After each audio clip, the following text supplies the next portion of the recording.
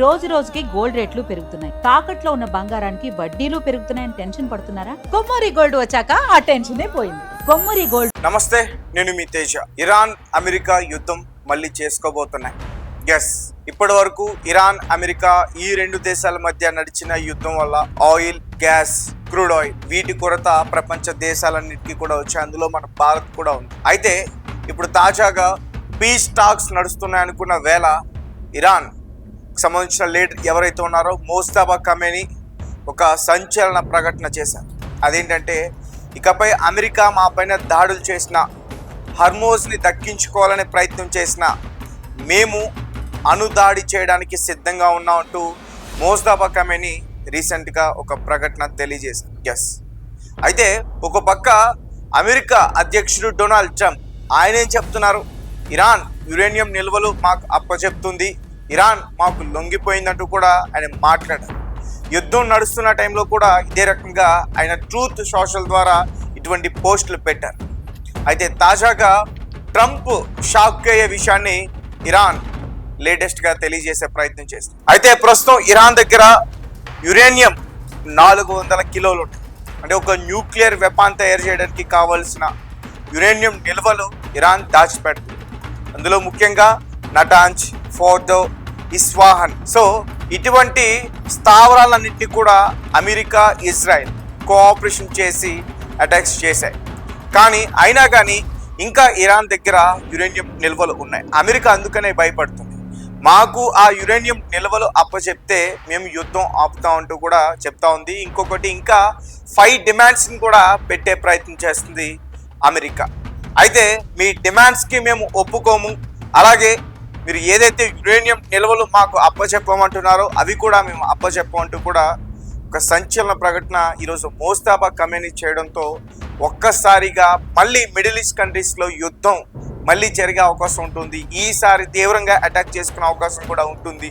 అలాగే ఇజ్రాయెల్ కూడా ఎప్పటి నుంచో కూడా ఎదురు చూస్తూ ఉంది, మళ్ళీ ఎప్పుడు యుద్ధం స్టార్ట్ అవుతుంది. ఈసారి ఇరాన్ని పూర్తి స్థాయిలో ధ్వంసం చేయాలి. ఇంకా ఎవరైతే ఈ ఐఆర్జేసీ కావచ్చు, బసీస్ ఫోర్స్ కావచ్చు, లేదంటే ఇరాన్లో ముఖ్యమైన కీలకమైన మోజ్తబా ఖమేనీ తన తర్వాత ఉండే నాయకులు, వారందరినీ కూడా ఈసారి అంతం చేయాలని చెప్పి కూడా ఇజ్రాయెల్ ఎదురు చూస్తూ ఉంది. సో వీటితో పాటు అరాక్, కరాజ్ ఇటువంటి స్థావరాల దగ్గర కూడా యురేనియం నిల్వలు ఉన్నట్టుగా కూడా ఇజ్రాయెల్ గుర్తించింది. అక్కడ మళ్ళీ కూడా అటాక్ చేస్తా ఉంటూ కూడా ఇజ్రాయెల్ ఒక పక్క ఇరాన్ని హెచ్చరిస్తుంది. సో దీనికి సంబంధించి క్లియర్ ఇన్ఫర్మేషన్ నేను చెప్పే ప్రయత్నం చేస్తా.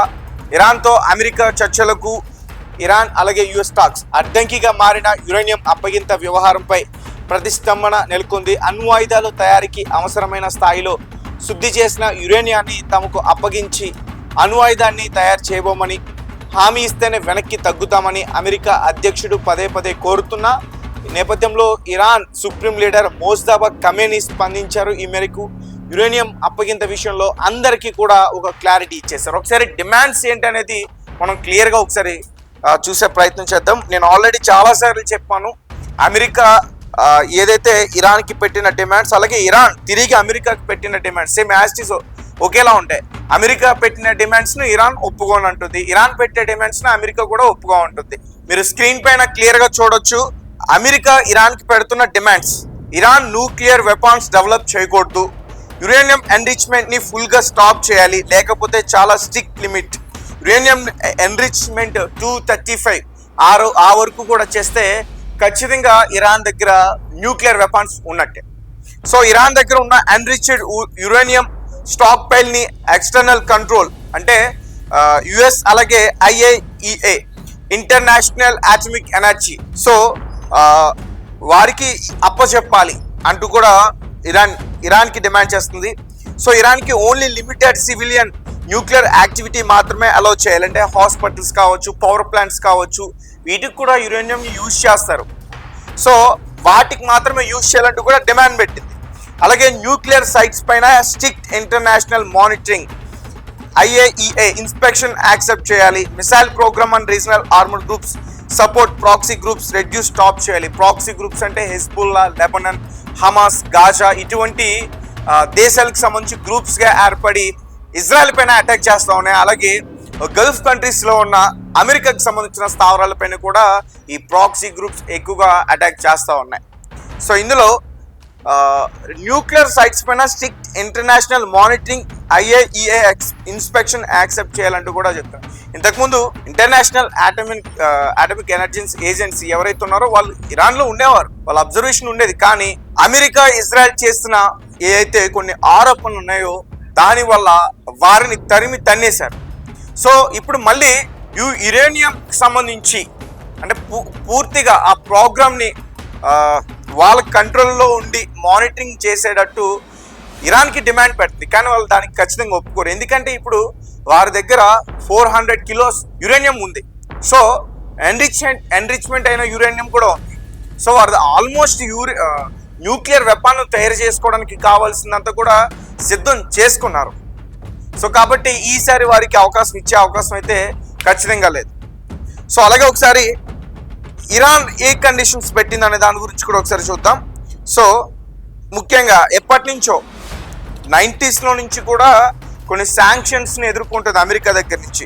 ఎకనామిక్ శాంక్షన్స్ కంప్లీట్గా లిఫ్ట్ చేయాలి, ఫ్రీజ్ అయిన ఇరానియన్ అసెట్స్ని రిలీజ్ చేయాలి, ఇరానియన్ న్యూక్లియర్ రైట్స్ కంట్రీగా రికగ్నైజ్ చేయాలి, peaceful uranium enrichment right accept చేయాలి, మేము చేసుకునే యురేనియం ఏదైతే నిల్వలు ఉన్నాయో లేదంటే ఎన్రిచ్మెంట్ ఉన్నాయో వాటిని పూర్తిగా యాక్సెప్ట్ చేయాలి. అన్ని దేశాల్లాగే మా దేశాల దగ్గర కూడా న్యూక్లియర్ వెపన్ ఉంటుందంటూ కూడా ఇరాన్ చెప్తుంది. So oil and gas trade మీద రిస్ట్రిక్షన్స్ లిఫ్ట్ చేయాలి, ఫారిన్ ఇన్వెస్ట్మెంట్ అలౌ చేయాలి. సో శాంక్షన్స్ ఉండడం వల్ల ఇరాన్ ఎక్కువగా ఇతర దేశాలకి ఎగుమతి చేయలేకపోతుంది. సో యుఎస్ అండ్ ఇరాన్ మధ్య military tensions reduce, troops withdrawal regional areas నుండి పూర్తిగా ఆపేయాలని చెప్పేసి చెప్తుంది. అలాగే ఇరాన్కి పీస్ఫుల్ యురేనియం ఎన్రిచ్మెంట్ కంటిన్యూ చేయడానికి పర్మిషన్, జీరో ఎన్రిచ్మెంట్ డిమాండ్ని అపోజ్ చేస్తుంది. సో ఇటువంటి డిమాండ్స్ అన్నీ కూడా వారి దగ్గర నుంచి అయితే ఉన్నాయి. సో ఈ రెండు కూడా తేలే అయితే కాదు. నాకేమనిపిస్తుందంటే మళ్ళీ ఖచ్చితంగా మిడిల్ ఈస్ట్ కంట్రీస్లో యుద్ధం మొదలవబోతుంది. ఇప్పటి వరకు జరిగిన యుద్ధం వల్ల ప్రపంచ దేశాలన్నీ కూడా చాలా ఇబ్బందులను ఎదుర్కొన్నాయి. ముఖ్యంగా ఆయిల్, గ్యాస్, అలాగే ఆ దేశాలకి ఈ గల్ఫ్ కంట్రీస్ నుంచి కావచ్చు, హర్మోస్ దగ్గర నుంచి ట్రేడింగ్ అవుతున్న షిప్స్ ఇతర దేశాలకి, ఆయా దేశాలు కావచ్చు, చాలా ఇబ్బందులు పడుతున్న పరిస్థితి. కొన్ని దేశాల్లో అయితే లాక్డౌన్ పెట్టేశారు, ఎమర్జెన్సీని కూడా ప్రకటించారు. ఇటు ఈస్ట్ ఆసియాలో చూస్తే వారు ఈ కొరత వల్ల కొన్ని కండిషన్స్ పెట్టేసి అంటే మొత్తం ఒక ఎమర్జెన్సీ రూపంలో, పొదుపు రూపంలో వారు చాలా కండిషన్ అప్లై చేసి ప్రజల్ని ఇబ్బంది పెడుతున్న పరిస్థితి. మన దేశానికైతే ఏం కావట్లేదు, కానీ గ్యాస్ కొరత అవుతుంది ఎల్పిజికి. అలాగే క్రూడ్ ఆయిల్ నిల్వలు కూడా ఇంకొక నెల రోజులకి సరిపడ మాత్రమే ఉన్నాయి. అవి అయిన తర్వాత ఖచ్చితంగా మనం కూడా తీవ్రమైన సంక్షోభాన్ని ఎదుర్కోవాల్సిన పరిస్థితి ఉంటుంది. సో ఈ హైలీ ఎన్రిచ్డ్ యురేనియం HUU దీన్ని ఎటువంటి పరిస్థితుల్లో కూడా అమెరికాకి మేము అప్పచెప్తాం, మీరు మళ్ళీ దాడి చేస్తే ఈసారి మేము డైరెక్ట్గా అణుదాడి చేయడానికి సిద్ధం అంటూ కూడా మోజ్దాబా ఖమేనీ ఒక ప్రకటన చేశారు. సో చూద్దాం మరి ఖచ్చితంగా ఈరోజు లేదంటే రేపు హార్మోస్ దగ్గర తీవ్రమైన ఉద్రిక్తత ఉంటుందనేది అయితే మాత్రం క్లియర్గా కనిపిస్తుంది. సో గైస్ మీ కామెంట్స్ ఏంటి, మీరేం చెప్తారు? ఈసారి యుద్ధం కనుక మళ్ళీ మొదలైతే ఎటువంటి పరిస్థితులు వచ్చే అవకాశం ఉంటుంది ఈ ప్రపంచానికి?